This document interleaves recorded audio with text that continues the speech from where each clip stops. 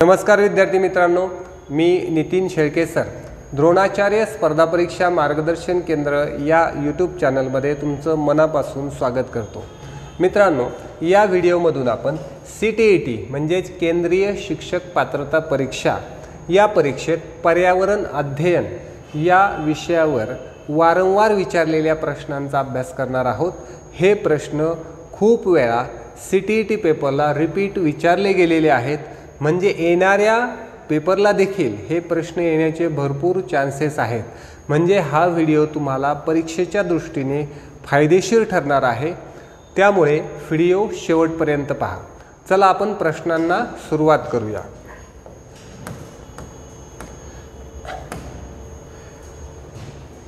सुरुवात करण्यापूर्वी ज्या विद्यार्थी मित्रांना टेट परीक्षेसाठी बॅचेस जॉईन करायचे आहेत त्यांच्यासाठी क्लासेसमध्ये ऑनलाईन आणि ऑफलाईन दोन्ही पद्धतीने बॅचेस सुरू आहेत। यामध्ये ऑनलाईनमध्ये आपण लाईव्ह प्लस रेकॉर्डेड अशी बॅच उपलब्ध केलेली आहे।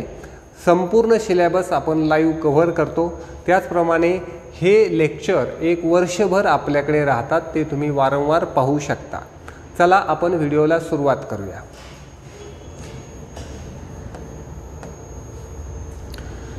पहला प्रश्न है, सिंपल है।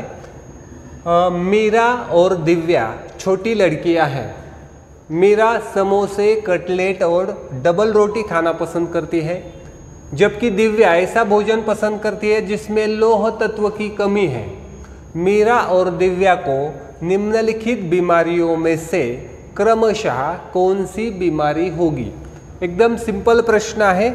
हे पहा, मीराची हॅबिट काय आहे? मीरा काय खाते? समोसे, कटलेट, डबल रोटी। म्हणजे मीरा आपल्यासारखी आहे, तिला फास्ट फूड खायला आवडतं। आणि दिव्याच्या बाबतीत काय आहे? ती ज्याच्यामध्ये लोह कमी आहे असा अन्नपदार्थ खाते, म्हणजे तिच्या शरीरात लोहाची डिफिशियन्सी आहे, कमतरता आहे। तर मग या दोघींना यापैकी कोणते आजार होण्याचे चान्सेस आहेत? एकदम सिंपल प्रश्न आहे। पहा, हे आपली फेवरेट डिश आहे, समोसे, वडापाव वगैरे, जसं मीराला आवडतं तसं। मग मीराला कुठला आजार होऊ शकतो?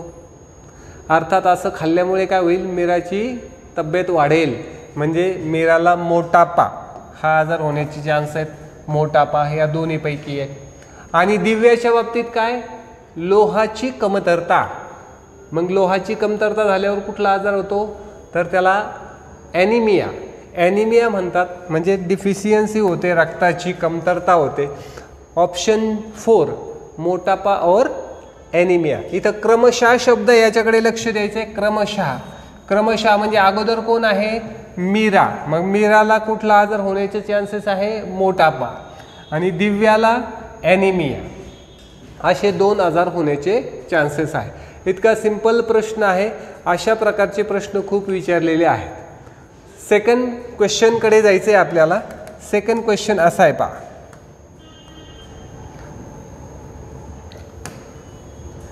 मानव के पेट में आमाशय रस की प्रकृति डैश होती है और वह भोजन के पाचन में सहायता करती है। मानव के पेट में आमाशय रस की प्रवृत्ति डैश होती है, म्हणजे आपल्या पोटामध्ये जे काही अन्नपदार्थ आपण खातो ते कोणत्या धर्मी असतं? कोणत्या धर्मी असतं? म्हणजे उदासीन, उभयधर्मी आहे की उदासीन आहे की आम्लधर्मी आहे का क्षार आहे? तर या पद्धतीने पहा, आपल्या जठरामध्ये जे अन्न मिक्स होतं त्याच्यामध्ये त्याचा जो नेचर असतो तो कोणता असतो? तर एकदम सिंपल प्रश्न आहे। आपल्या जठरामध्ये काय स्रावत असतं? HCl हायड्रोक्लोरिक ॲसिड हे आपल्या जठरमध्ये सेक्रेट होत असतं, स्रावत असतं। त्या कारणाने आपल्या पोटामध्ये जे काही अन्न मिश्रण आहे याचा गुणधर्म आम्लधर्मी असतो, आम्लीय असतो, म्हणून आपण त्याचं उत्तर देऊया आम्लधर्मी। ओके, जठरामध्ये जठररस आणि HCl हे दोन घटक स्रावत असतात। तर त्यामध्ये HCl मुळे आपलं जे पोटातील अन्न आहे ॲसिडिक बनतं। म्हणून पहा, कधी कधी जास्त जर ॲसिड झालं तर आपल्याला काय होते? ॲसिडिटी होते। आणि ॲसिडिटी झाल्यावर आपण बेस गुणधर्माची औषधं घेतो, म्हणजे आम्लारी धर्मी औषधं घेतो। जसं की खाता सोडा, इनो, आणि मग त्यामुळे आपल्या पोटात कोणती रिॲक्शन होते? न्यूट्रलायझेशन, म्हणजे acid plus base is equal to salt and water, म्हणजे आम्ल आणि आम्लारी याची रिॲक्शन होते आणि क्षार आणि पाणी तयार होतं. तर या पद्धतीने आपण लक्षात घेऊया, जठरामध्ये जे आपलं अन्न असतं ते कोणत्या गुणधर्माचं असतं? ॲसिड, आम्लधर्मी. ओके. आणखी याच्यावर क्वेश्चन विचारला जातो, मग ह्या ॲसिडमुळे आपल्या आतड्याच्या आतल्या भागाला इजा होऊ नये म्हणून एक पदार्थ काम करतो, त्याचं नाव आहे म्युकस. म्युकसमुळे आपल्या आतड्याचं काय होतं? प्रोटेक्शन होतं ॲसिडपासून. ठीक आहे, जाऊया पुढच्या क्वेश्चनकडे. सेम यावरती परत क्वेश्चन विचारलेला आहे, म्हणजे पाचनक्रियेवरती क्वेश्चन विचारलेला आहे. मी म्हटलं ना, रिपीट जे क्वेश्चन आहेत ते आपण घेतोय या ठिकाणी. यह देखा गया है कि पाचन क्रिया बाहर की अपेक्षा आमाशय के अंदर अधिक तेजी से होती है, क्योंकि म्हणजे अन्न पचन क्रिया ही बाहेरपेक्षा आपल्या आतड्यामध्ये, आपल्या पोटामध्ये फास्ट होते. याला काय रीज़न असावं? पाचक रस जब आमाशय के बाहर रखते हैं तो निष्क्रिय हो जाते हैं. आमाशय के अंदर भोजन का मंथन होता रहता है, जिससे उसकी सतह का क्षेत्रफल बढ़ जाता है और एंजाइम की क्रिया तेज हो जाती है. पाचक रस आमाशय के अंदर अम्लीय होते हैं, जबकि बाहर वे क्षारीय होते हैं. आमाशय के अंदर भोजन की उपस्थिति में पाचक रस का उत्पादन बहुत ज़्यादा होता है. तर यामध्ये सर्वात करेक्ट आन्सर आहे, माझ्या मते मोस्टली सर्वांना आन्सर माहीत झालं असावं, ऑप्शन 2. आमाशय के अंदर म्हणजे आपल्या पोटामध्ये भोजन का मंथन होता रहता है, म्हणजे आपल्या पोटात अन्न एकमेकात मिक्स केलं जातं. आपण खाताना खूप चॉईस असते आपली, अगोदर हे खायचं, स्वीट डिश शेवटी खायचे, पण आपल्या पोटामध्ये त्याला काही वेगळे कप्पे नाही आहेत. खाल्ल्यानंतर सगळं अन्न पोटामध्ये काय केलं जातं? मिक्स केलं जातं आणि अंदर भोजन का मंथन होता रहता है, जिससे उसकी सतह का क्षेत्रफल बढ़ जाता है और एंजाइम की क्रिया तेज हो जाती, आणि म्हणून फास्ट रिॲक्शन होते. आपल्या शरीरामध्ये खूप साऱ्या रिॲक्शन होत असतात आणि त्या खूप फास्ट पद्धतीने होतात, खूप फास्ट होतात. ज्या रिॲक्शन बाहेर करण्यासाठी आपल्याला भरपूर वेळ लागेल, तितक्या आपल्या सगळ्या रिॲक्शन आपल्या शरीरामध्ये व्यवस्थित चालू असतात, म्हणजे आपलं शरीर जेवढं समजून घ्यावं तेवढं एक आश्चर्य आहे. जितकं समजून घ्यावं तितकं आश्चर्य आहे, की गुंतागुंतीची क्रिया आपल्या शरीरामध्ये सिंपल पद्धतीने चालू असते. म्हणूनच एखाद्या पार्टला जरी प्रॉब्लेम आला आपल्या शरीरातील, मग आपल्याला त्या पार्टचं महत्त्व समजतं, तोपर्यंत आपल्याला त्याचं महत्त्व समजत नाही. एक सिंपल गोष्ट आहे पहा. असंच एकदा अकबराने बिरबलाला प्रश्न विचारला. काय प्रश्न विचारला? की आपल्या शरीरातील सगळ्यात महत्त्वाचा अवयव कोणता? तर बिरबलाने एकदम व्यवस्थित उत्तर दिलं. त्यांनी सांगितलं, जो अवयव दुखत असेल, म्हणजे ज्या अवयवाला काही प्रॉब्लेम असेल, तो अवयव सर्वात महत्त्वाचा. म्हणजे आपली पण गंमत कशी आहे बघा, जर आपल्याला एखादा पार्ट दुखतोय, सपोज सिंपल म्हणूया आपला दात दुखतोय, तर आपल्याला काय वाटतं? काहीही दुखलेलं चाललं, पण दात दुखायला नको. सेम पद्धतीने ज्या व्यक्तीला जो प्रॉब्लेम आहे त्याला त्या पार्टचं महत्त्व कळतं. प्रत्येक पार्ट तेवढाच महत्त्वाचा आहे. आपण पुढील क्वेश्चनकडे जाऊया. मानव पोषण के संदर्भ में स्वांगीकरण का अर्थ है. परत पचनाशी रिलेटेड क्वेश्चन आहे. स्वांगीकरण का क्या अर्थ है? भोजन का वह भाग जिसका पाचन नहीं हो पाता, अवशोषित नहीं होता और बृहदांत्र में भेज दिया जाता है.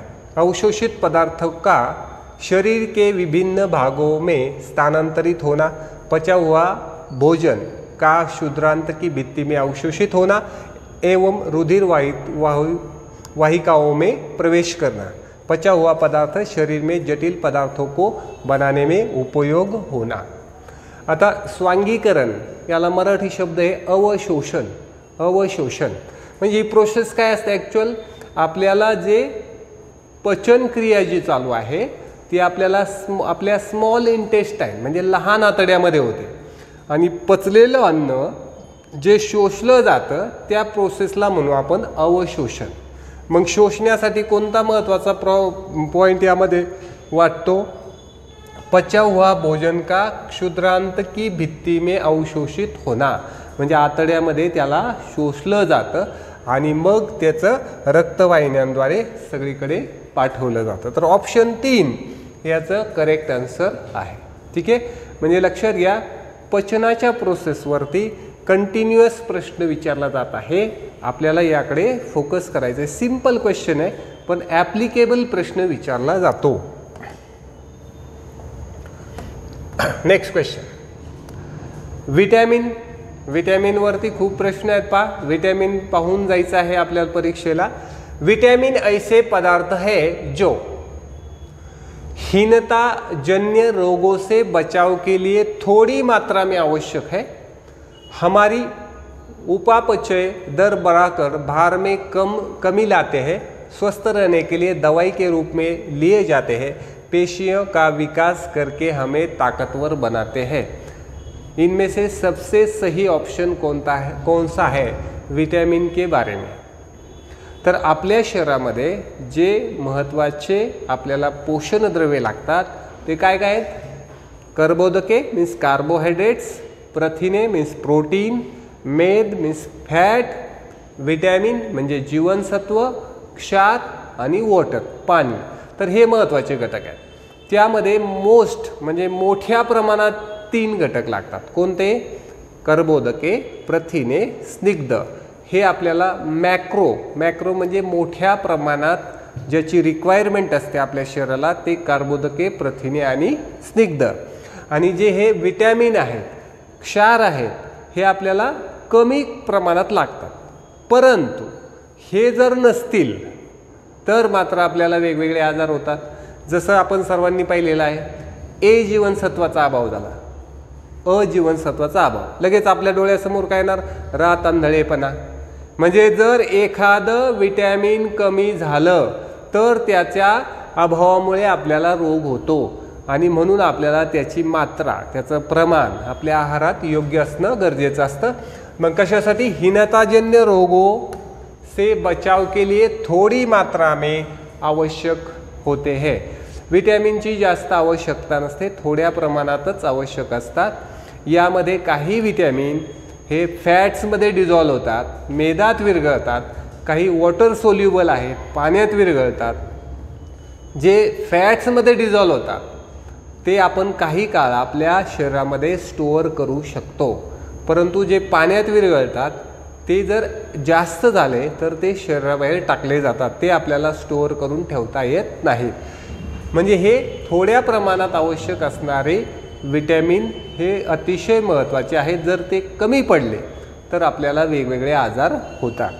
नेक्स्ट क्वेश्चनकडे जायचे, तो देखील विटॅमिन या टॉपिकवरतीच आहे. हा अनुभव सर्वांना आलेला आहे. वैश्विक महामारी के समय में डॉक्टरों ने विटामिन सी से भरपूर भोजन ग्रहण करने की मात्रा को बढ़ाने के लिए कहा था, क्योंकि आता वैश्विक महामारी दुसरी आपल्याला माहित नाही, पण कोरोनाला सर्वांनी फेस केलेला आहे. ओके, कोरोना काळामध्ये आठवण आली तरी आता आपल्याला भीती वाटते, इतकं भयंकर वातावरण झालं होतं. आणि कोरोनामध्ये आपल्या सर्वांना डॉक्टरांनी काय सांगितलं होतं? विटॅमिन सी खा. म्हणजे त्या काळात बघा संत्रीचा भाव भरपूर वाढला होता, म्हणजे संत्री वगैरे. तर विटॅमिन सी असं खायला सांगतायत डॉक्टर. तर काय पर्पज आहे त्याचा? यह दांतों एवं अस्थियों को स्वस्थ रखता है, यह दृष्टि वर्णक के निर्माण के लिए आवश्यक है, यह संक्रमण के विरुद्ध लड़ने की ताकत प्रदान करता है, इससे भूख बढ़ती है. भूक से संबंधित नाही. हा, हे काय होतं? आपली रोग प्रतिकार शक्ती, संक्रमण के विरुद्ध लढणे की ताकद म्हणजे रोग प्रतिकार शक्ती वाढते, विटॅमिन सी. म्हणून विटॅमिन सी आपल्याला गरजेचं आहे. आता आपल्याला विटॅमिन सीचं महत्त्व कळलं तर तुम्हाला वाटेल आता लगेच मी विटॅमिन सी खायला पाहिजे. तर मग काय खायचं बरं? विटॅमिन सी म्हणजे कशात असतं विटॅमिन सी?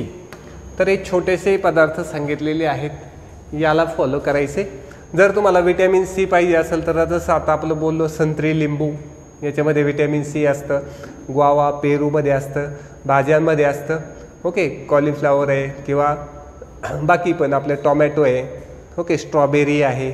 ओके, बेरीज आहेत वेगवेगळ्या, तर याच्यामध्ये देखील व्हिटॅमिन सी असतं.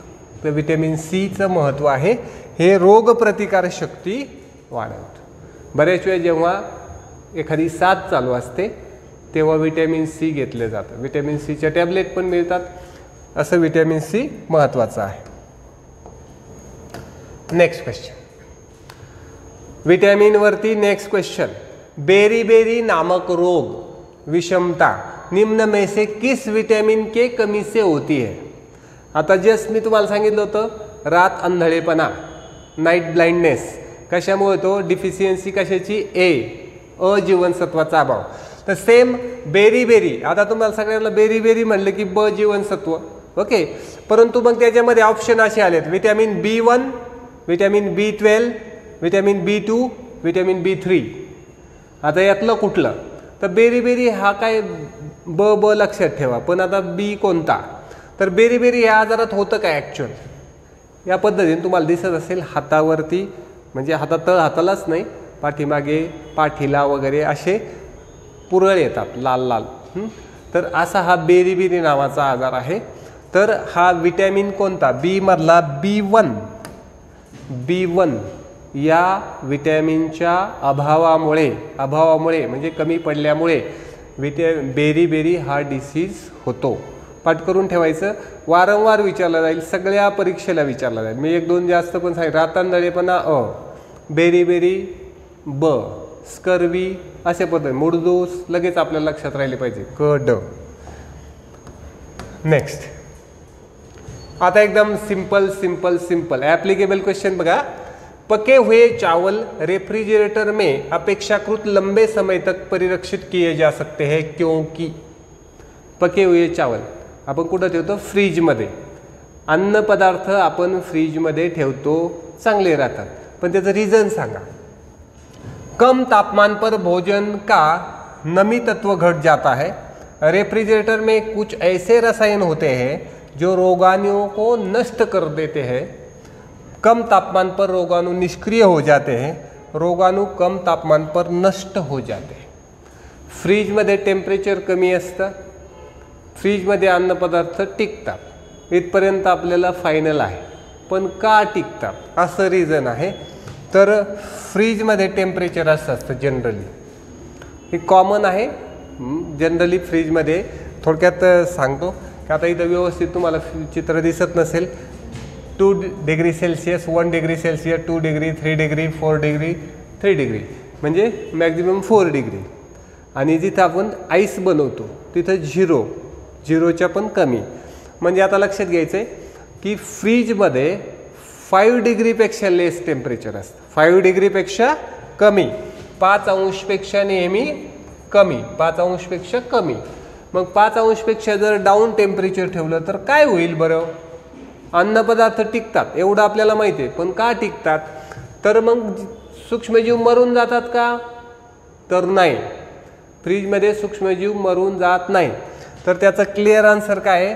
कम तापमान पर रोगाणु निष्क्रिय हो जाते हैं. निष्क्रिय हो जाते हैं म्हणजे काय होईल? आणखी व्यवस्थित समजून घेऊया. सपोज आपण सूक्ष्मजीव मायक्रो ऑर्गॅनिझम आपल्या अन्नपदार्थावर असतात. सपोज आपण फ्रीजमध्ये अन्नपदार्थ ठेवले तर ते वाढत नाही. म्हणजे सपोज तुम्ही ठेवताना जेवढी संख्या असते तेवढीच राहते, म्हणजे ते निष्क्रिय होतात, त्यांचं संख्या वाढत नाही ना, तर त्यांची संख्या खूप जोराने वाढते. बघा, द्विभाजी विखंडन अशी प्रोसेस असते त्यांची, म्हणजे 2 चे 4, 8, 16, 32 असे पटीत वाढतात ते, आणि एकदम जोरात वाढल्यामुळे अन्नपदार्थ खराब होतात. तर फ्रीजमध्ये काय होतं? त्यांची जी प्रोसेस असते ती स्टॉप होते. म्हणजे काय होते? सपोज जर 4 असतील तर 4च राहतील, त्यांच्यामध्ये वाढत नाही, सायकल वाढत नाही, आणि त्यामुळे आपले अन्नपदार्थ जास्त काळ टिकतात. ओके, म्हणजे हे फ्रीज असं बनवलेलं आहे. मग फ्रीज आलं की आपण काय करतो? आठवड्याचा भाजीपाला आणून त्याच्यात ठेवून देतो, आणि आपण आज घेतो आणि परत 7-8 दिवसांनी खातो.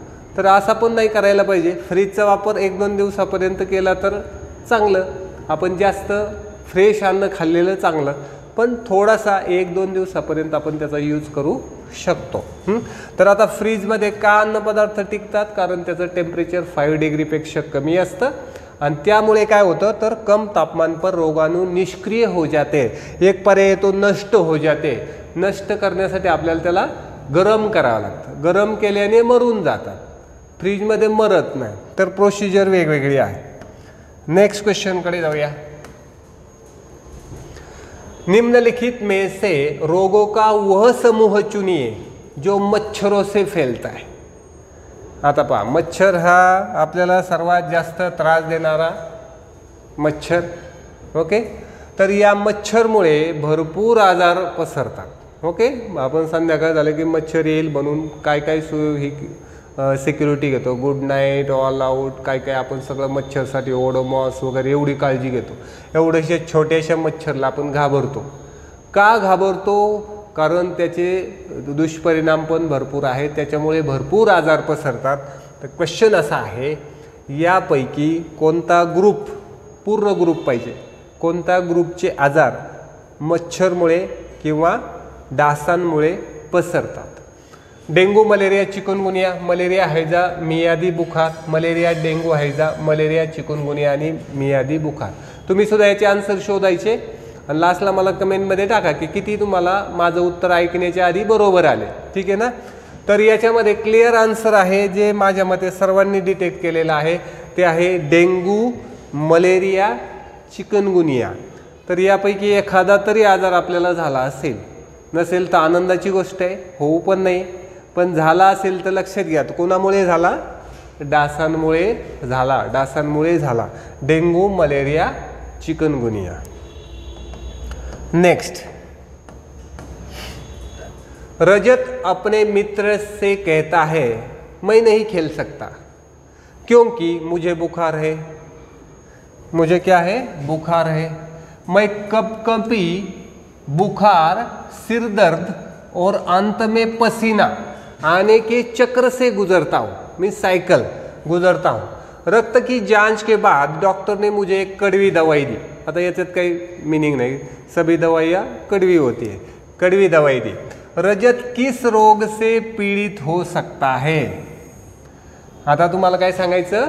सिम्पटम्स सांगायचे. कोणत्या आजाराचे सिम्पटम्स म्हणजे लक्षणे असे आहेत. काय? बुखार, कपकपी. ॲक्च्युअल असं इथून सुरू झालं. कपकपी, बुखार, सिरदर्द और पसीना.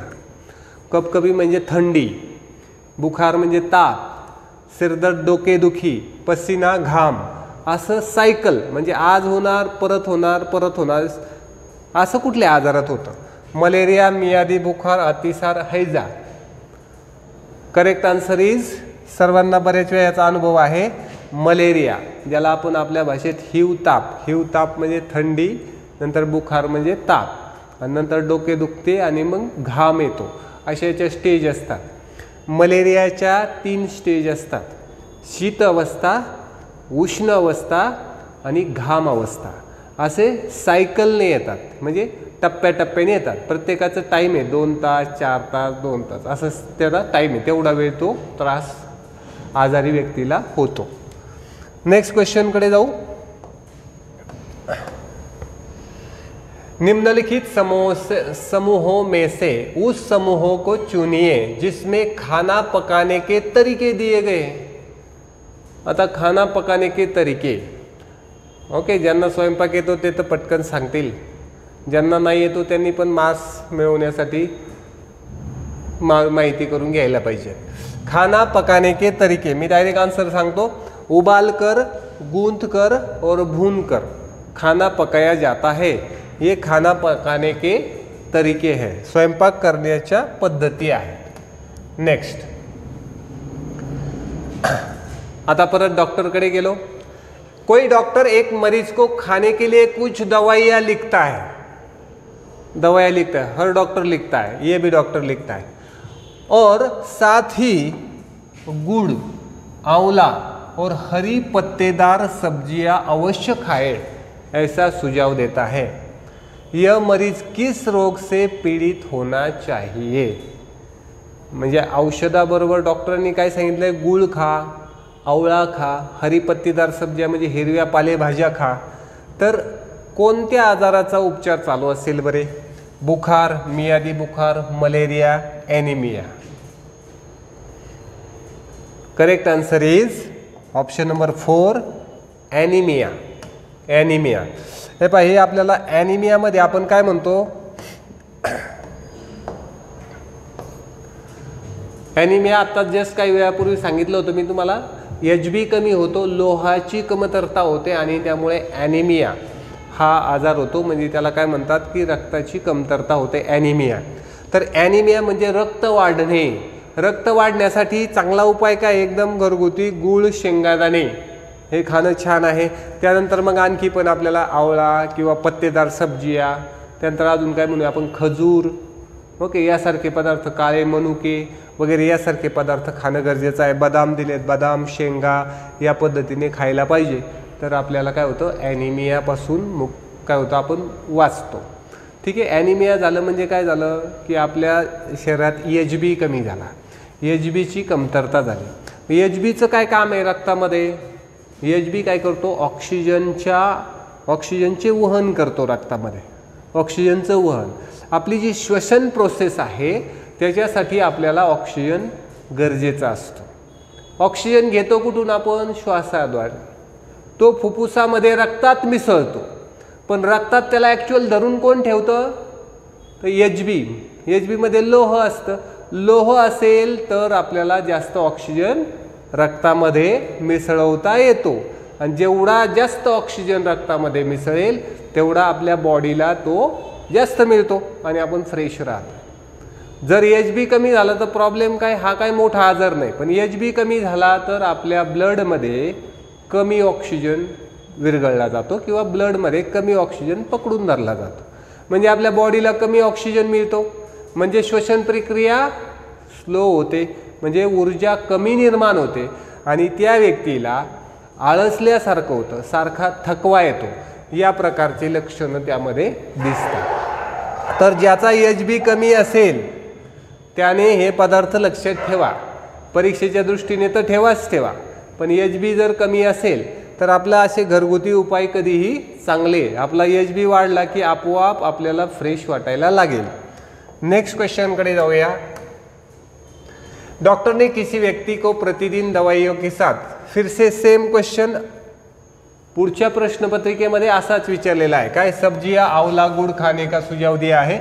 यह व्यक्ति कोई रोगी पीड़ित होना चाहिए जो, आताच क्वेश्चन घेतला म्हणजे मी काही रिपीट करत नाही, ॲनिमिया से पीडित होना चाहिए. सेम क्वेश्चन वेगवेगळ्या परीक्षेला विचारलेला आहे, म्हणून तुम्हाला सांगितलं की मी रिपीट झालेले क्वेश्चन घेतोय जे तुम्हाला नक्कीच नक्कीच नक्कीच फायदेशीर ठरतील. नेक्स्ट क्वेश्चन आता ये सिंपल है. कांच के जार तथा बोतलों को उनमें अचार भरने से पूर्व सूर्य की धूप में अच्छी तरह सुखाया जाता है. ऐसा क्यों है? उनके तापमान में वृद्धि करने के लिए, उनमें से धूल को हटाने के लिए, नमी को पूर्णतः हटाने के लिए, अचार को स्वादिष्ट बनाने के लिए. आता स्वादिष्ट बनवायला तर काय उन्हात वाळवणार नाही, तर याचं करेक्ट आन्सर सर्वांना माहीत झालं आहे. ते काय करायचं? आचार जेव्हा भरायचं त्याच्या अगोदर त्यातलं पाणी पूर्णपणे निघलं पाहिजे, कोरडी झाली पाहिजे. म्हणून जरी पाणी नसेल दिसत तरी उन्हात वाळवल्यानंतर नमी को पूर्णतः हटाया जाता है और फिर उसमें अचार डाला जाता है. ऑप्शन 3 ये उसका आंसर है. ठीक है. Next question. आता हा जो क्वेश्चन आहे हा कमीत कमी 5-6 वेळा विचारला आहे, कमीत कमी. हा तुम्हाला येईलच येईल. नारियल डली हुई किसी भी करी के साथ उबला हुआ टेपियोका निम्नलिखित में से किस क्षेत्र का प्रिय भोजन है? टेपियोका काय त्याचं मी चित्र तुम्हाला दाखवतो, परंतु काय काय प्रश्न आहे बघा. नारियल डली हुई किसी भी करी म्हणजे भाजी, थोडक्यात नारळ किंवा चटणी. नारियल डली हुई किसी भी करी के साथ उबला हुआ टेपियोका. टेपियोका हा पदार्थ आहे, त्याचाच प्रश्न आहे म्हणून मी लगेच उत्तर सांगत नाही. किस क्षेत्र का प्रिय भोजन है? तमिलनाडु, केरळ, पश्चिम बंगाल और बिहार. इसमें से एक सही आंसर है ये है टेपियोका. जसं आपल्याकडे रताळ्यासारखं, रताळे जशी आपलं आहे त्या पद्धतीने हे टेपियोका आहे. म्हणजे थोडक्यात एक भाजीचा पदार्थ आहे. त्याच्या पद्धतीने अशी डिश बनवली जाते, एक करी आणि हे टॅपियोका. तर हे कुठल्या क्षेत्रातलं प्रिय भोजन आहे? करेक्ट आन्सर आहे केरळ. खूप वेळा क्वेश्चन विचारला आहे. भविष्यात कधी जर केरळला ट्रिपला गेलात तर हे खाऊन पहा नेमकं कसं लागतं ते मला पण सांगा. नेक्स्ट क्वेश्चनकडे जाऊ. तुम्हाला मी ते सांगितलं होतं ते पुन्हा. नीचे दिए गए हमारे देश के किस राज्य केंद्र शासित प्रदेश के अधिकांश सामान्य लोगों को नारियल डली हुई किसी भी करी के साथ उबला हुआ टैपियोका खाना सबसे अच्छा लगता है? जानेवारी 2022. पहा असा क्वेश्चन परत आला. सेम क्वेश्चन आहे म्हणून मी काही जास्त एक्सप्लेन करत नाही. केरळ रिपीट क्वेश्चन म्हणून म्हणलं यावरती लक्ष ठेवायचं आहे. Again next same question.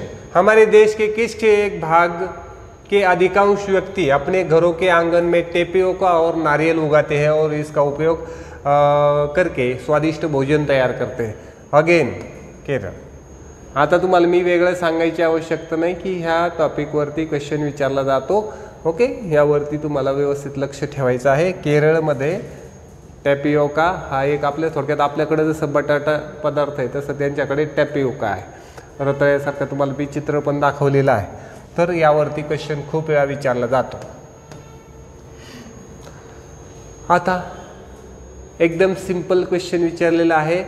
हा 2019 साली विचारलेला प्रश्न आहे. आता जेवणाशी संबंधित आहे. सूची शहर राज्य और अत्यधिक पसंद का भोजन. शहर आहे हाँगकाँग, केरळ, काश्मीर आणि गोवा. आणि जेवणामध्ये आहे किसी भी करी के साथ उबला हुआ टॅपियोका. आता हे तुम्ही झोपेत सुद्धा विसरणार नाही. कुठं तर हे पहिल्यांदा जॉईन करून घेऊया केरळ. ओके, त्यानंतर सरसो के तेल में बनी मछली. सरसो म्हणजे मोहरीचं तेल. बघा नारियल के तेल में बनी समुद्र की मछली. मछली इकडे शब्द आला म्हणजे नारळाच्या तेलात समुद्राची मछली बनवली. त्यानंतर छोले भटुरे आणि पकाया हुआ साप. हे कुडालचे भोजन आहेत. हे ऑप्शनमधून सांगायचे 1 2 3 4. तर पहिल्यांदा आपण इथून सुरुवात करूया. केरळ बीचं 1 पाहिजे मला. आता इथं पहा इथून सुरू झालं ए B1 इथं दोन्हीकडे नाही. B1 एकाच ठिकाणी आहे ना आपलं काम झालं. बघा खूप नॉलेज लागतंय असं काही नाही. बी म्हणजे केरळ, 1 म्हणजे किसी भी करी के साथ उबला हुआ टॅपियोका. हे आता मी 3 ते 4 क्वेश्चन घेतले. सेम क्वेश्चन आला. तेवढं माहीत असलं तर बाकीचं आपोआप मॅच होऊन गेलं. कारण बीला 1 हे तर फायनल आहे. एकाही पर्यायात बीला 1 नाही. आपलं उत्तर झालं. कधी कधी आपल्याला वाटतं की मोठा क्वेश्चन असला म्हणजे अवघड आहे. तर तसा काही प्रकार समजू नका. मोठा क्वेश्चन आहे पण सोपा झाला. आता मग बाकीच्याचा पण आपण अभ्यास करून ठेवू. A5 म्हणजे हाँगकाँगला 5. हाँगकाँगमध्ये काय खाणार? पकाया हुआ साप. तुम्हाला जर जायचं असेल हाँगकाँगला तर तुम्हाला हे खायला मिळेल. ओके, जाऊ नका दुसरीकडे जा. त्यानंतर काश्मीर म्हणजे सीला 2. सरसों के तेल में बनी मछली. ओके, सरसों के तेल उत्तर भारतामध्ये मोहरीचं तेल वापरलं जातं. मग काश्मीरला सरसों के तेल में बनी मछली. गोवा. आता गोवा म्हणलं की ऑप्शन 3 येणार. नारियल के तेल में बनी समुद्र की मछली. गोव्यामध्ये समुद्राची मच्छी मिळणार. काश्मीरकडे गेलं तर नदीतली माशी गोड्या पाण्यातले मासे मिळणार. तर असा ऑप्शन 2 हे तुम्हाला करेक्ट आन्सर द्यायचं याचं. ठीक आहे, करेक्ट आन्सर आहे ऑप्शन 2. नेक्स्ट.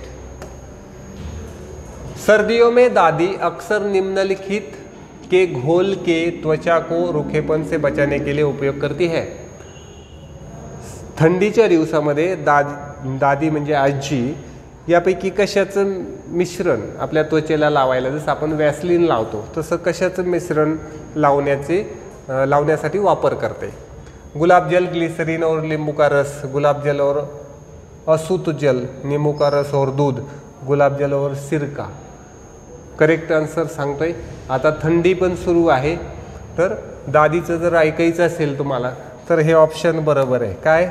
गुलाबजल घ्यायचं, ग्लिसरीन आणि निंबू का रस हे आपल्या त्वचेला थंडीपासून वाचवतं. असं माझं नाही तर कुणाचं म्हणणं आहे? दादीचं म्हणणं आहे. ठीक आहे, नेक्स्ट क्वेश्चनकडे जायचं आहे.